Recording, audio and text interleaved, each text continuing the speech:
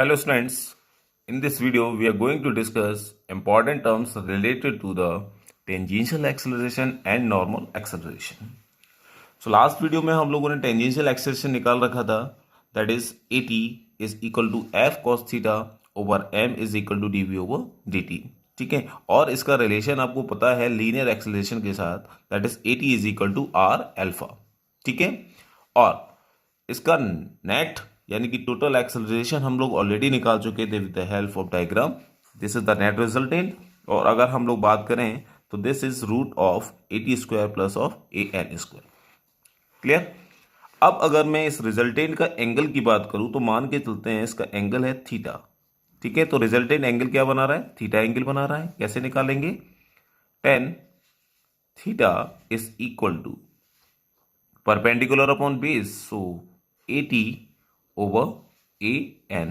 तो हम लिख सकते हैं theta is equal to tan inverse A T over N, that is A N. ठीक है, तो ये हो गया रिजल्टेंट का एंगल. तो यहां से सेंट्रीपिटल फोर्स हम कैसे निकाल सकते हैं? तो मान के चलिए ये एक पार्टिकल है जिसपे ये टेंजेंशियल एक्सेलरेशन लग रहा है और ये लग रहा है आपका रेडियल एक्सेलरेशन. अब अगर इस पार्टिकल की बात करें तो इसकी जो डायरेक्शन है टुवर्ड्स द सेंटर, यानी कि यहाँ पर जो लगने वाला फोर्स है वो टुवर्ड्स द सेंटर लग रहा है. अगर ये टुवर्ड्स द सेंटर लग रहा है तो अगर ये स्प्रिंग होगी तो ये फोर्स कौन प्रोवाइड करने वाला है? टेंशन प्रोवाइड करने वाला है.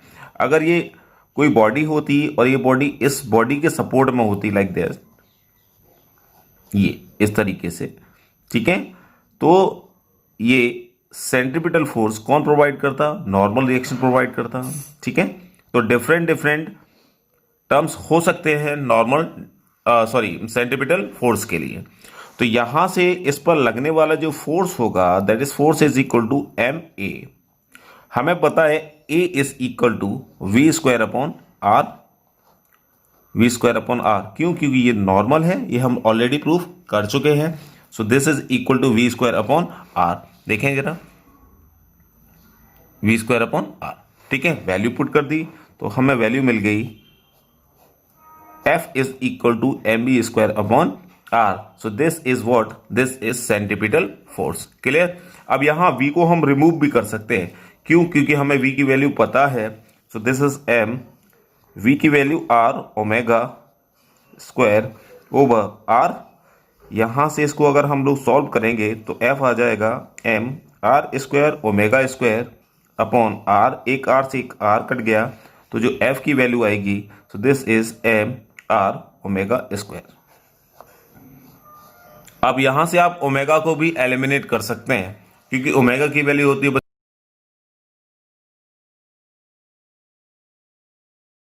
या लिख सकते हैं omega is equal to 2 pi F. ठीक है, यहां पर आप ओमेगा को एलिमिनेट करोगे 2 पाई एफ से तो यहां जो वैल्यू आ जाएगी वो फोर्स की आ जाएगी. क्लियर हो गया. तो ये टर्म्स आपको पता होने चाहिए.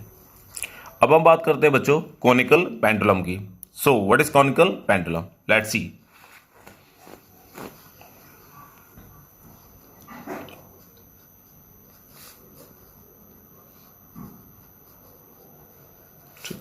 Conical pendulum.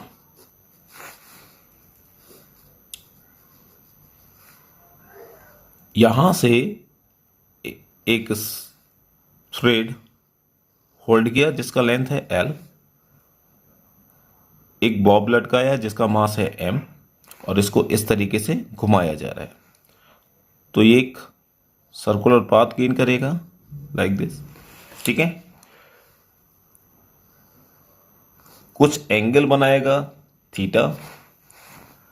अब ये थ्रेड है और ये v वेलोसिटी से अगर मूव कर रहा है, it has the speed v, तो हम बता सकते हैं इस पे लगने वाला टेंशन t होगा. क्यों? क्योंकि इसको होल्ड किया गया है थ्रेड से. अगर होल्ड किया गया है थ्रेड से तो टेंशन लगने वाला है टुवर्ड्स द एंड. ठीक है, तो अब अगर ये एंगल थीटा है तो डेफिनेटली ये एंगल भी थीटा होगा. तो ये कंपोनेंट हो जाएगा t cos थीटा और ये कंपोनेंट हो जाएगा बच्चों t sin थीटा, जो टुवर्ड्स द सेंटर लग रहा है. और towards the centre that is the centripetal force, क्योंकि ये t sin थीटा प्रोवाइड कर रहा है necessary centripetal force T sine theta is equal to centripetal force, जिसकी वैल्यू होती है M V square upon R. R इस सर्कल का रेडियस। क्लियर हो गया? M B square upon R. Next देखें, टी कॉस थीटा इस डायरेक्शन में, तो इसका कुछ mg लगेगा डाउनवर्ड डायरेक्शन में, तो टी कॉस थीटा इस mg को होल्ड कर रहा है। T cos theta is equal to mg। T cos theta इस mg को होल्ड कर रहा है, जिसकी वजह से ये जो बॉब है ऊपर नीचे ऑसिलेट नहीं कर रही है, एक ही पाथ पर मूव कर रही है। क्लियर हो गया? दोबारा से, टी कॉस थीटा mg को होल्ड कर रहा है, इसलिए जो पाथ बन रहा है बच्चों वो सर्कुलर पाथ कर रहा है, ये आपका कोई भी ऑसिलेशन नहीं कर रहा। ठीक है? So t cos theta is equal to mg। So this is equation number 1 and this is again equation number 2। Divide करोगे, tan theta is equal to, m से m cancel out, v square upon r g. ठीक है? तो ये value मिलने वाली है tan theta की। क्लियर हो गया? दोबारा से एक थ्रेड लिया, उस पर एक टेंशन लग रहा है, एल उसकी लेंथ है, थीटा से उसको घुमाया जा रहा है। तो अगर ये कंपोनेंट की बात करें तो एक कंपोनेंट होगा टी कॉस थीटा जो कि mg को होल्ड कर रहा है, दूसरा कंपोनेंट होगा टी साइन थीटा जो कि एक नेसेसरी सेंट्रीपिटल फोर्स लग दे रहा है, जिसकी डायरेक्शन टुवर्ड्स द सेंटर है।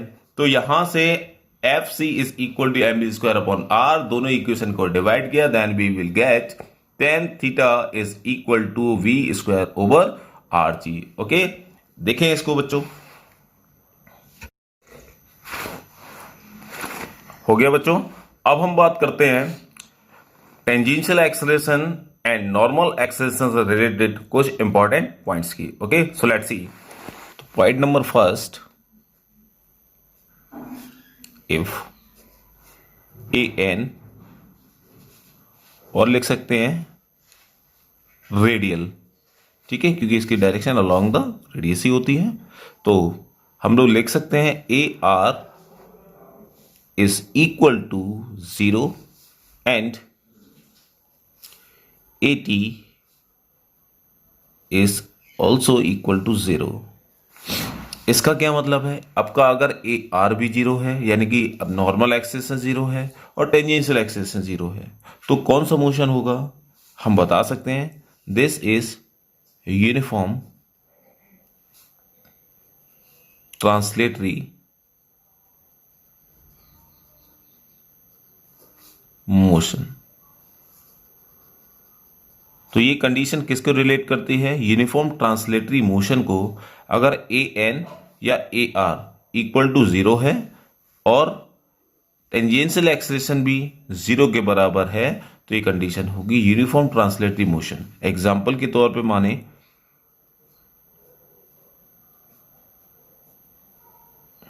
ये कोई कार v वेलोसिटी से मूव कर रही है एक पर्टिकुलर डायरेक्शन में, ठीक है, लेकिन इसकी वेलोसिटी कांस्टेंट है।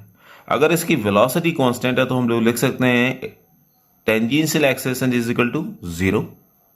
और आप देख रहे हैं एक ही डायरेक्शन में मूव कर रही है, तो ये भी पता है हमें it has no normal acceleration, so normal acceleration is also 0। That's why ये कौन सा मोशन होगा बच्चों? Uniform translatory motion. Clear? Next part देखें इसका। A R is equal to 0 but A T is not equal to 0। अब क्या है? इसका जो रेडियल एक्सेलरेशन है वो 0 है, लेकिन टेंजेंशियल एक्सेलरेशन 0 नहीं है। इसका मतलब बॉडी कहीं ना कहीं एक्सेलरेटेड मोशन कर रही है। क्यों? क्योंकि एक्सेलरेटेड मोशन कर रही है, इसीलिए एक्सेलरेशन है वो इक्वल टू 0 नहीं है। ठीक है? अगर वेलोसिटी कांस्टेंट होती तो ए टी क्या होता आपका? 0 के बराबर। अब A T is not equal to 0, that's why it has the accelerated translatory motion.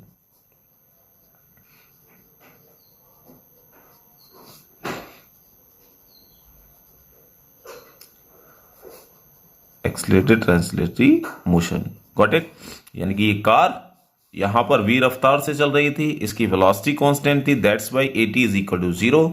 अब ये अपनी वेलोसिटी चेंज कर रहा है तो at is not equal to 0 but ar is also 0, यानी कि मूव कहाँ कर रहा है in a straight line. That's why हम क्या लिख सकते हैं, accelerated translatory motion. Got it. Point number 3, if ar is not equal to 0 and at is equal to 0, यानी कि यहां पर normal acceleration is not equal to 0 while at is equal to 0। तो यहां से सीधे सीधे पता चल रहा है कि एक पार्टिकल सर्कुलर मोशन में मूव कर रहा होगा, उसकी डायरेक्शन चेंज हो रही है क्योंकि ar is not equal to 0, लेकिन उसकी वेलोसिटी चेंज यानी कि उसकी रफ्तार चेंज नहीं हो रही है। तो इसका मतलब टेंजेंशियल एक्सेलरेशन कैसा है बच्चों, 0 है। तो ये मोशन होने वाला है uniform circular motion, uniform circular motion. Got it. Fourth point, if AR is not equal to 0 and AT is also not equal to 0, तो अब इसकी वेलोसिटी भी चेंज हो रही है, डायरेक्शन भी चेंज हो रही है। इसका मतलब ये होगा non uniform circular motion. Clear हो गया। दोबारा से सारे पॉइंट्स को रिकॉल कर लेते हैं। If AR is equal to 0 and AT is also 0, that's why this is uniform translatory motion. Next, AR is equal to 0 but AT is not equal to 0, so this is accelerated translatory motion. Next, if AR is equal to 0, sorry, not equal to 0 and AT is equal to 0, so this is uniform circular motion. Again, if AR is not equal to 0 and AT is not equal to 0, so this is non-uniform circular motion. ये चारों identity आपको बहुत अच्छे से याद होनी चाहिए। अब हम बात करते हैं बच्चों relation among angular variables. It means that हम लोगों ने जब काइनेमेटिक्स डिस्कस किया था उसमें कुछ रेक्टिलिनियर इक्वेशन या रेक्टिलिनियर मोशन इक्वेशन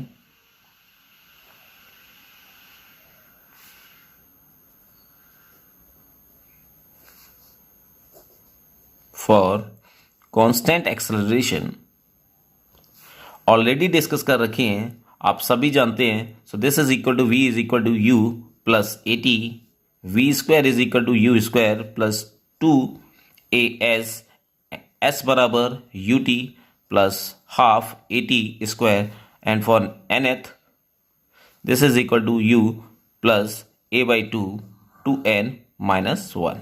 ठीक है, ये हम लोगों ने स्पीड इक्वेशंस ऑलरेडी डिस्कस कर रखी हैं जहां पर आपका एक्सेलरेशन कांस्टेंट होता है। अगर मैं नॉन यूनिफॉर्म के लिए बात करूं, for non uniform circular motion,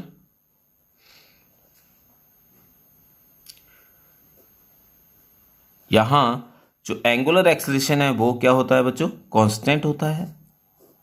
ठीक है, तो इसकी जो इक्वेशन बनेगी, फर्स्ट देखें, v is equal to U plus AT, इसको रिप्लेस करोगे ओमेगा से v को, और u को रिप्लेस करोगे ओमेगा नॉट से plus alpha t। This is the first one. Second one, omega square is equal to omega naught square plus 2 alpha theta, and third one, theta is equal to omega naught t plus half alpha t square, and the last one, delta theta n omega naught plus alpha by 2n minus 1। ठीक है, तो these are the non uniform circular motion equation जहां आपका alpha क्या है बच्चों, constant है। v को रिप्लेस किया ओमेगा से, u को रिप्लेस किया ओमेगा नॉट से, a को रिप्लेस किया अल्फा से, t एज इट इज है। यहां पर देखें s को रिप्रेजेंट किया हम लोगों ने, यहां पर ये this is 2 alpha theta, so don't be confuse. Okay, तो ये आपको चारों इक्वेशंस दिखाई दे रही है नॉन यूनिफॉर्म सर्कुलर मोशन की, जहां पर अल्फा कांस्टेंट है। देखें इसको, अब बारी बारी से हम लोग इसके प्रूफ देखते हैं। ठीक है, जैसे इसको प्रूफ किया था with the help of calculus, इनको भी हम प्रूफ कर सकते हैं। ठीक है, तो ये आपकी चारों इक्वेशंस। आइए अब हम देखते हैं इसके प्रूफ। ओके, तो फर्स्ट देते हैं बच्चों, omega is equal to omega not plus alpha t. ठीक है, so by the definition of alpha is equal to d omega over D t, that is d omega लिख सकते हैं अल्फा डी टी के बराबर। ठीक है, सो if in time t the angular velocity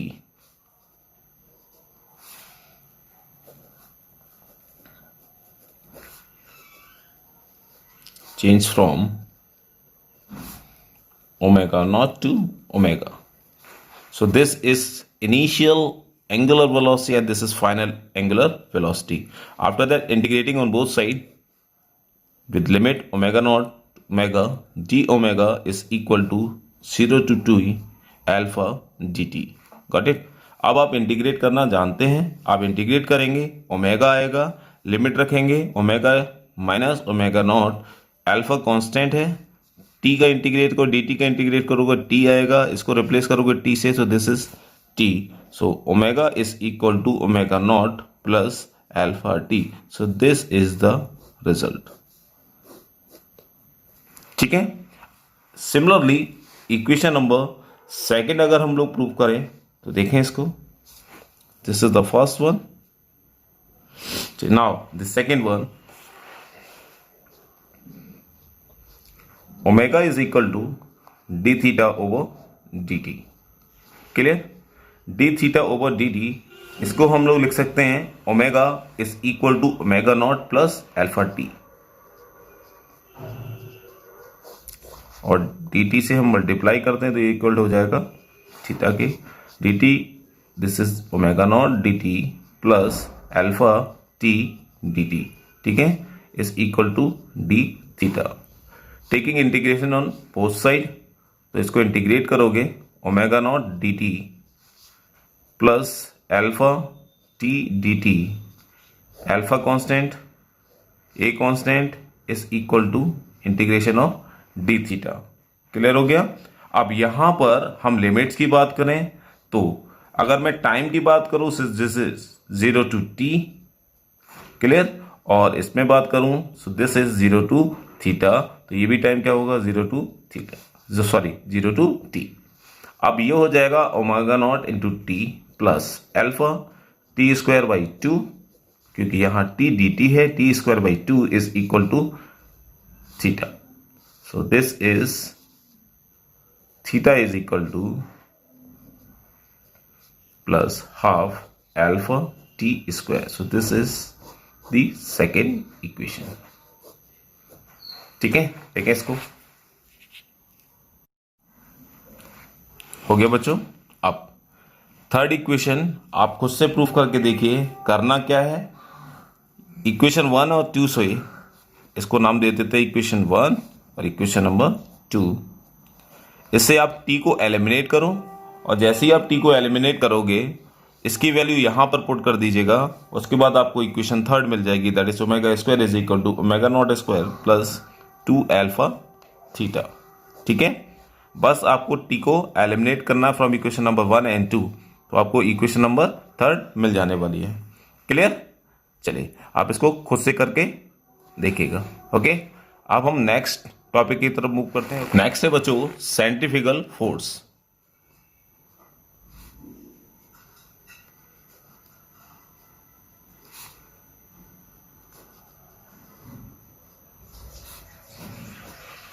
इसको बोला जाए this is a fake force. ठीक है, एक आइडेंटिटी है जिसको हम लोग पढ़ते हैं।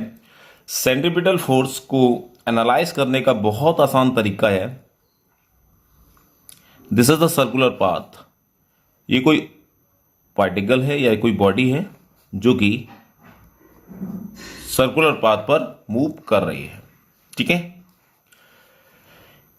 ये इसका सेंटर हो जाएगा, तो डेफिनेटली ये क्या हो जाएगा, रेडियस हो जाएगा आर। ओके, अभी हमें सेंट्रीफ्यूगल फोर्स को समझना है, तो बड़ा आसान थिंग इसको समझ सकते हैं। इसमें इंपॉर्टेंट चीज है आपका ऑब्जर्वर। आप कोई भी ऑब्जर्वर जो बॉडी मूव कर रही है उसी पर बैठा दीजिए। ऑब्जर्वर को जो बॉडी मूव कर रही है एक सर्कुलर पाथ में उसी को बैठा दीजिए, उसी के ऊपर बैठा दीजिए।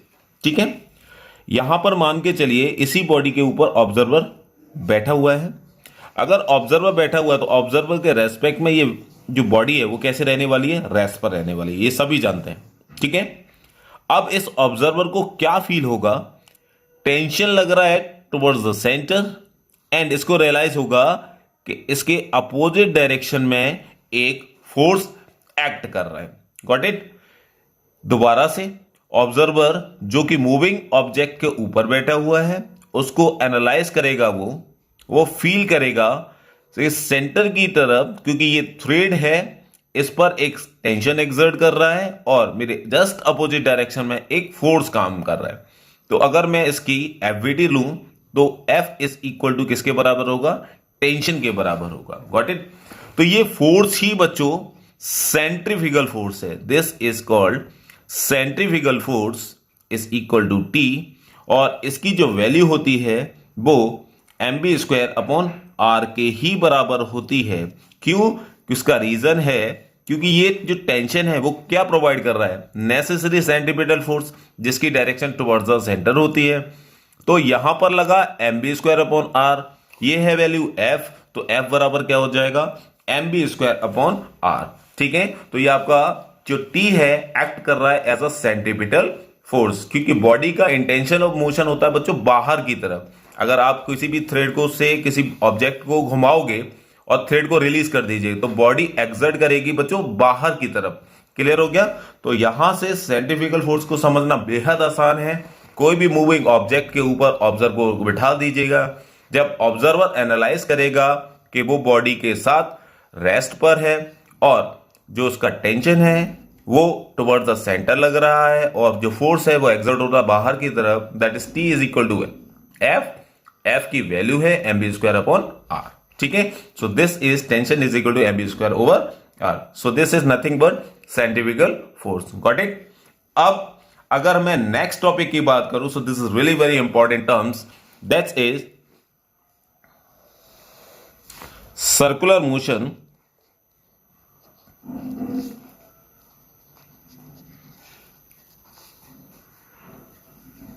of a body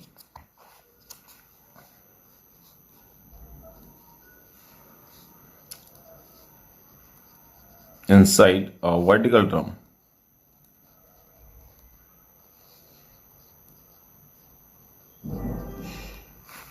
तो ये आपका कोई ड्रम है,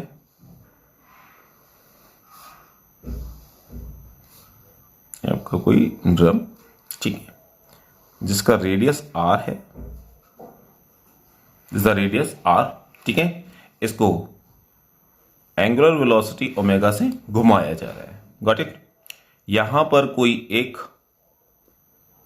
बॉडी जिसका मास m है, ठीक है, और जब ये घूमेगा तो डेफिनेटली ये भी क्या होगा, घूमेगा।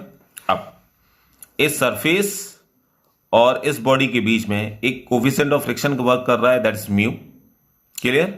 तो जब बॉडी का मास m है तो डेफिनेटली mg कहां लगेगा, डाउनवर्ड, एंड इसको होल्ड कौन करेगा बच्चों, फ्रिक्शन। अब सोचने वाली बात एक है कि मान के चलो ये ड्रम घूम रहा है, उसके साथ ये भी घूम रहा है और एक सर्कुलर पाथ मेंटेन कर रहा है। ठीक है, अगर फ्रिक्शन छोटा हुआ तो mg नीचे आ जाएगा, यानी कि ये ब्लॉक नीचे चला जाएगा इसके बॉटम की तरफ। ठीक है, अगर फ्रिक्शन इसको होल्ड कर रहा है तो जो फ्रिक्शन फोर्स है या तो इक्वल टू mg होना चाहिए और friction force greater than equal to mg बोल सकते हैं। फ्रिक्शन की वैल्यू म्यू n के बराबर होती है, दिस इज mg। अब इस n को देखें, अभी पता है कि ये कांटेक्ट है, कांटेक्ट की वजह से इस पर नॉर्मल फोर्स एक्ट हो रहा होगा जिसकी डायरेक्शन टुवर्ड्स द सेंटर होने वाली है इस सर्कल की। तो ये नॉर्मल फोर्स क्या प्रोवाइड कर रहा है, नॉर्मल फोर्स प्रोवाइड कर रहा है necessary centripetal force. Necessary centripetal force जिसकी वैल्यू होगी, हम सभी जानते हैं mv² अपॉन r के बराबर। ये रेडियस r है, ठीक है। तो ये वैल्यू आप यहां पुट कर दीजिएगा, तो mu into mv² upon r greater than equal to mg। Clear. अब यहां से m से m कैंसिल आउट हो जाएगा, v की जो वैल्यू आ जाएगी वो root r g upon mu के बराबर। क्लियर। अब इस ओमेगा को निकालें, तो ओमेगा हम लोगों को पता है omega is equal to v over r। क्यों? क्योंकि रिलेशन क्या है, v is equal to r omega. हम लोगों ने linear velocity and angular velocity के बीच में रिलेशन ऑलरेडी डिस्कस कर रखा है, ठीक है ना। तो omega is equal to v over r। तो यहां से v की अगर वैल्यू निकालेंगे तो ये v की वैल्यू हम ऑलरेडी निकाल चुके हैं। तो आगे root r g over mu, ये r है, तो इसको अगर हम सॉल्व करेंगे तो ये आ जाएगा g upon mu r।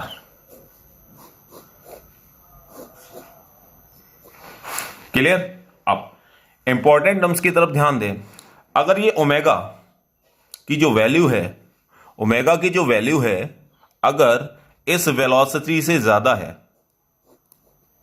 Omega की जो वैल्यू है इस वेलोसिटी से ज्यादा है, तो जब ये घूमेगा तो ये जो ब्लॉक है जिसका मास m है वो कभी भी नीचे नहीं जाएगा। दोबारा से, अगर ओमेगा ग्रेटर देन v, इसकी अगर वैल्यू v से ज्यादा है, तो ये ड्रम में रखा हुआ जो ब्लॉक, ठीक है, जो कि सरफेस के साथ कांटेक्ट में है, वो कभी भी नीचे नहीं जाएगा, ठीक है। So this is the very important condition. Okay, ये सारे जो जितने भी हम लोगों ने टर्म्स डिस्कस किए इसको अच्छे से एनालाइज करें, ठीक है। मिलते हैं नेक्स्ट वीडियो में नेक्स्ट टॉपिक के साथ, that is banking of road. Okay, thank you.